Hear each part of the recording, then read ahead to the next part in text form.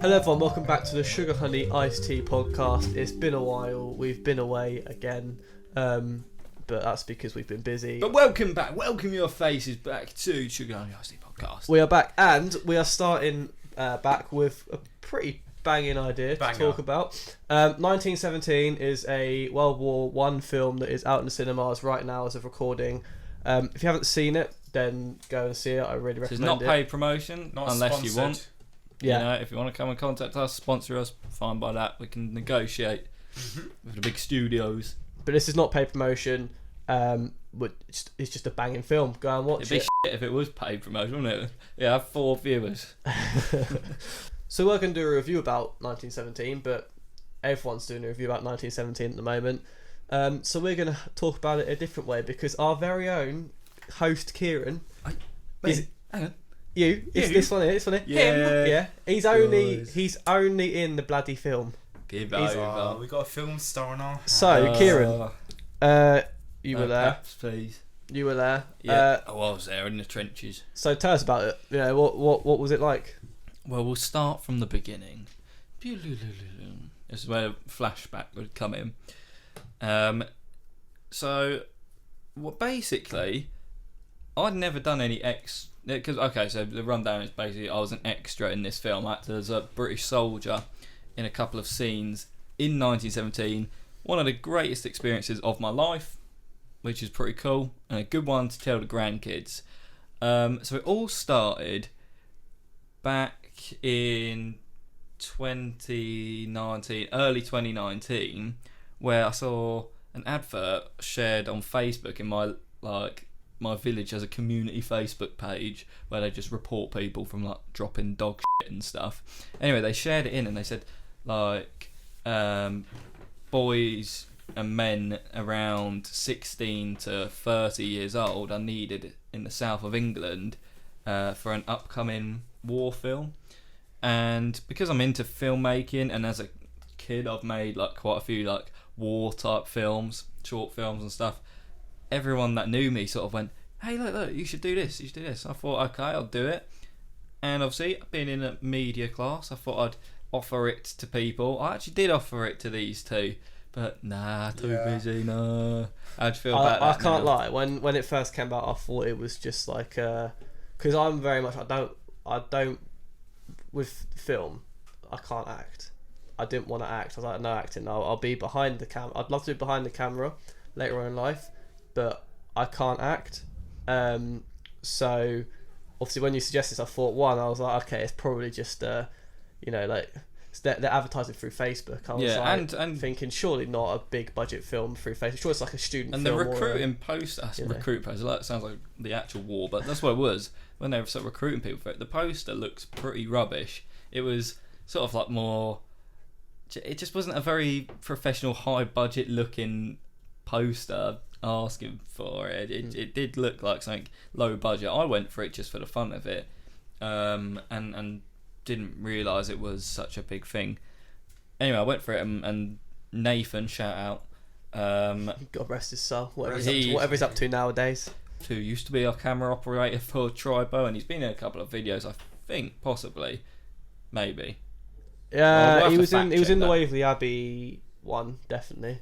As a ghost. Anyway, so me and him eventually got called up for a casting. Like, you had to apply for it, and you had to create this profile and submit photos of yourself and all this sort of thing. And I'm thinking, I might not get this, but we'll see. It'd be a bit of fun. Anyway, we both got called up to go to London for a fit-in, which was all really exciting. So we went to a place in London, and there was good couple of hundred people similar age to us, all men, and we were invited into this huge marquee, this huge tent, big white thing, and it was separated off into different rooms, and they registered us all, and we were waiting around for hours, and then they finally took us through, and they had, I'm not exaggerating, thousands and thousands of uniforms, just these brown khaki uniforms on pegs, like thousands of items of clothing, and they invited you through on different things, and they sort of put you into different groups, and these different groups were the different regiments that were going to be in the trench. So the way they did this scene is during the war, different parts of the trench would be manned by different regiments. So as they go down the trench in the scene, you're going through and seeing different regiments. So the attention to detail was amazing. So they kitted us out with loads of different clothing and stuff, and they didn't just like throw this to you and say, okay, that's it. They took your measurements, shoe size, waist height, chest, everything. And they put this on, did that work? And then maybe it didn't. We'll try this colour. I mean, I'm only an extra. I thought this is amazing. And they also put on things like, so underneath the jacket, they used to wear these woolen like sort of blue shirts, and they even had them on as well underneath. And like you'll never see that. Yeah. Really in the film. So yeah, it's pretty crazy. It's like the attention to detail seems crazy. The fact they've gone through and gone into that deep in detail with the uniforms. Yeah, this is it. Especially for how many extras do you reckon were on with you? Well, I did 2 separate scenes. On one scene, there was 300 extras there on the day. Yeah. And in the other scenes, there was at least 200 people there. Must have taken such a long time. And so expensive. Exactly, like these uniforms must have been like 50 quid a piece, right? More than that. Probably. Oh, way more than that. Yeah. You think how much we spent on short film costumes for 1 or 2 actors? Yeah, and these were like, they look, I suppose they mainly are reproductions, but they're thick, heavy wool jackets and trousers, and then you got the braces for the trousers, and then you got this shirt underneath, and then you got these things called puttees, and these are like these wraps of material that you wrap really tight around your ankle over your big brown military boots, and it supports your ankle in the mud and the trenches and stuff. And I had original ones on from the First World War. Right. Really? Yeah. That's cool. Because they were helping us get dressed, because I didn't know how to do these putty things, and he goes, God, your ones are different. Oh, it's because you've got some of the ones that are original. And I was like, oh, did you feel pressured wearing them? I felt privileged. I felt sort of walking in the footsteps. I mean, they most likely, I assume they weren't used in the war. They're probably just made in the date. But still, it's a bit of history. Yeah. And yeah, so everyone was excited on this casting day, and we got told about, we had to go through health and safety briefings because there'd be explosions and prop weapons, and we were told, we're using like weapons that are basically real. They've just got cement in the barrel to stop them firing, pretty much. And you're sort of going to be able to be seen by public in some parts if they look. So be sensible. And like anything wrong, you'll be kicked out. And it was like someone that left their rifle was kicked off set because it's obviously so dangerous. You can't be leaving fake weapons all over the place. And I remember we had to, because we're also using bayonets, the prop master, I think he was, had to sort of emphasize how dangerous these bayonets are, because although they're not real, they can still hurt. So we all put a hand out and he sort of poked us with them, and we were all like, oh yeah, they are still quite sharp. Anyway, so eventually, couple months down the line, they've called us in, and filming began. Me and Nathan spent, luckily, my nan lived not too far away, so we stayed up there for a couple of nights.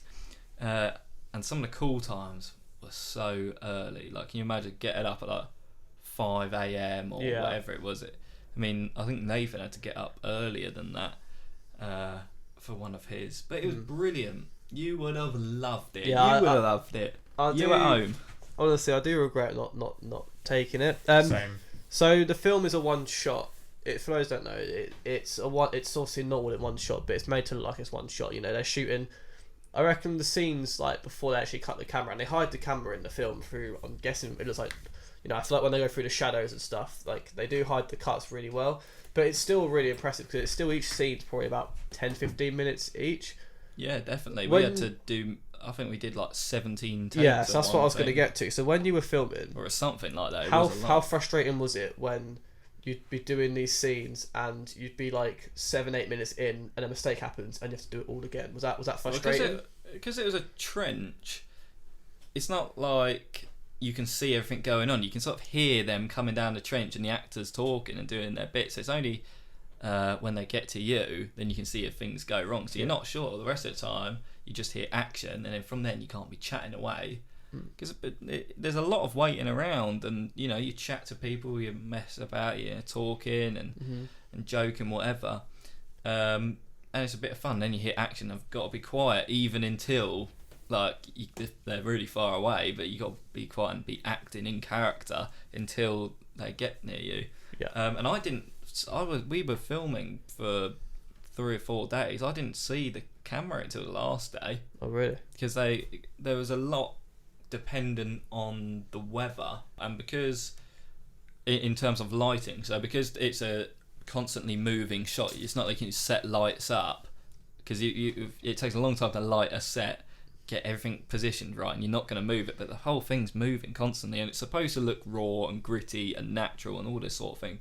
So they did carry lights with them in some bits, and a lot of the time they used like reflectors to reflect light on, and big white boards to sort of reflect light, but the main part of it was natural lighting. So they had to wait for the right cloud cover, and they couldn't have it all sunny, they couldn't have it raining, you know. So as soon as it'd be like that horrible grey British overcast weather, that'd be okay, go, we've got to take advantage of this. So there's a lot of waiting around when that wasn't the case. But yeah, amazing. And I unfortunately was moved just outside of one of the shots, so you can't see in the end thing in one of these scenes where I am. But I was sat right with George McKay, I think his name is, and Dean Charles Chapman. Is that his name? Dean Charles Chapman? Yeah. Yeah. And they were both really nice, you know, especially the Dean Charles Chapman person. I mean, he even said hello to us and sort of joked with us a bit. Obviously, we didn't want to chat to them too much because they're trying to remember these lines, and they've got to, if you think, they've got to memorise a lot of lines because it's a constant thing. They do carry the film completely. Oh yeah, they're brilliant, but really nice, and it was great. And another thing, you get 3 meals a day plus snacks and tea and coffee. So in the morning you get a buffet. There was fry-ups, you know, I had a bacon roll every morning and maybe some beans. It's lovely. You get your eggs, toast, whatever, cereal, you know, continental option. And then what we'd do, we'd take a few like Nature Valley bars or energy bar things and just put them in the pouches of where the ammunition would go. So that was good. Any vegan options for us vegan viewers out there? I assume I hate so. you so much saying one thing. Like there was apples, there was fruit, and biscuits. But can vegans eat biscuits? I don't know. Can vegans eat custard creams? If there's any vegans out there, let us know. Unsubscribe. No, I'm joking. Because vegans can't eat chocolate digestives because it's got milk from cows in. I don't know. I love chocolate digestives. They Anyway, do. we're I'll have digressing. you know, I beat up wheat fields every single day. I thought I said I beat up vegans. I was like, what? No. Yeah. No disrespect to vegans, alright? Yeah, big up the vegans. I'm sure there was a few vegans, but there weren't many vegans in World War One, so I wouldn't have been realistic. My Yeah. cat was vegan. Yeah. Anyway, yeah, we eventually got that part of filming done, and it was amazing.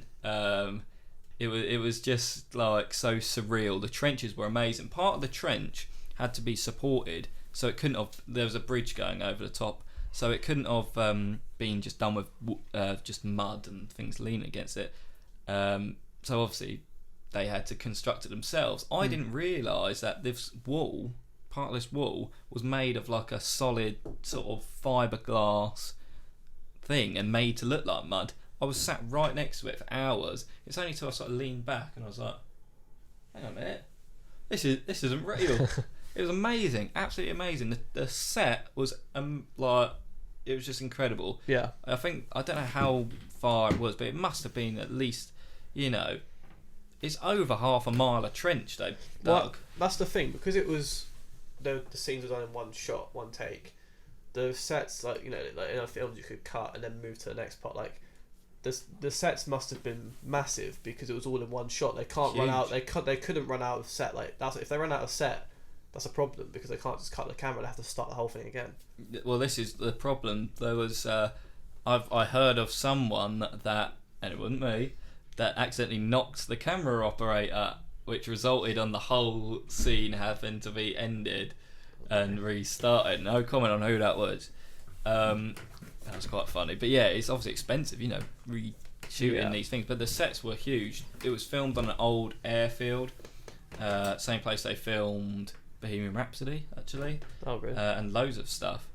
And the whole... Because there's a trench, and then you'll see in the film... Plane, hang on. There's Sorry, a plane. I'm trying to adjust my chair. Can we just Oh, there we go. It's comfy now. Should I hold you like that? Wait, it's actually I can find now. Holy shit. Cool. I'm comfy. Right, plane's over, let's go. So the set as well, and you'll see over the top of the trench is no man's land, right? You know, the bit between two trenches, covered in barbed wire, and you'll see there's dead horses and dead bodies, and just it looks like utter carnage, and it's disgusting, and it looks like hell. And that was literally there. You know, you could look over the trench, you could see like all this barbed wire, and there was like this fake dead horse with its guts hanging out. You see that in the film as well. Yeah, it was the absolutely camera goes right past that incredible. in the film. But there's only about half no man's land, so somewhere in the film, I'm pretty sure they go past like a wooden post, and it like blocks the camera for a minute. That's where they cut. That's where they cut. Boom, to the next part. Okay, see. So it's brilliant. And then I was in another scene. They called me back to do and the over the top scene, so where they fix bayonets and they charge, and that was incredible. There's explosions going off and all sorts. And that was on a day where there was 300 others dressed as me, and it was just incredible. Oh, and also I got taken with 9 others, I think, or 8 others or something, to Shepperton Studios. I think it was Shepperton Studios. I don't know. To a studio in the south of England. Yeah, they sort of scanned me, so I had to stand on this thing, all this gear on, helmet, whatnot, bags, gas mask. I had to stand with my hands spread like this, my fingers spread out, and all these cameras were surrounding me, like 100 or so DSLRs. And it went 3, 2, 1, and it built up a 3D image of me on the computer, which they could sort of digitally add in and stuff where they needed more soldiers in the scene. So I don't know how many times I was in the film, maybe hundreds, but that's good. Who knows? So if you're looking for cash, if you want an adventure, if you want to do something different, if you're in acting or media, extra work, you know, it cost me nothing to go there and be involved. Obviously I had to pay for transport. In fact, no, they paid for travel. They covered the cost. So I'll just highly recommend it to anyone. It's free to sort of do if you find sort of the right agency or the right people or the right adverts for it. Get out there and experience something different. Only thing I would say is it can be very last minute when they'll let you know when the availability is. So your availability has got to be quite flexible, or you've got to be willing to cancel other plans to do it. Yeah. But I've done it now, and it's something I won't forget, and it's an amazing film. I'd highly recommend it. I was getting choked up in it, thinking like, this is an emotional film, and go for it, people. Try it, look it up. Maybe you've never considered it before. Look it up. It's really fun. You'll do it. I'm probably gonna do the next one as long as it's not. You know, I don't like I said, I don't really like acting in front of cameras. No, I can't act for anything. So you know, I'll consider it if it's something similar to that. But yeah, it sounds like you had a good time. And 1917. This is not paid promotion, but 1917 is currently out in the cinema. I really recommend it. I think it's definitely one of them films you have to see in the cinema. Yeah. When it's done in the cinema and you watch it on DVD or at home, it will not won't do it have justice. the same effects. I don't I'm think. seeing it definitely tomorrow, so by the time this podcast out, I would have seen it as well. Yes, honestly, I mean it's brave to say because we're so early into this year, but it wouldn't surprise me if 1917 ended up being the film of the year. Yeah, I think my favourite film of last year was Bohemian Rhapsody. Actually, I disagree. I think Joker was the best film last year. I never saw Joker. I think Lego Ninjago 3 was the best movie last On that year. note, thank you for watching the podcast. Subscribe. We will try our best to be more consistent. We've got a couple of weeks of no deadlines now. As you know, uni work's stressful, but we will prioritise getting some more content out. It's been stressful. Yeah. And it's stressful trying to get this studio, so there's a lot happening behind the scenes that you don't know. But yeah, thanks for watching. Not thank you for watching, Josh, but thank you for watching. If you did watch, if you didn't, then thanks for listening. And we'll see you in the next episode of the Sugar Honey Iced Tea podcast. Subscribe.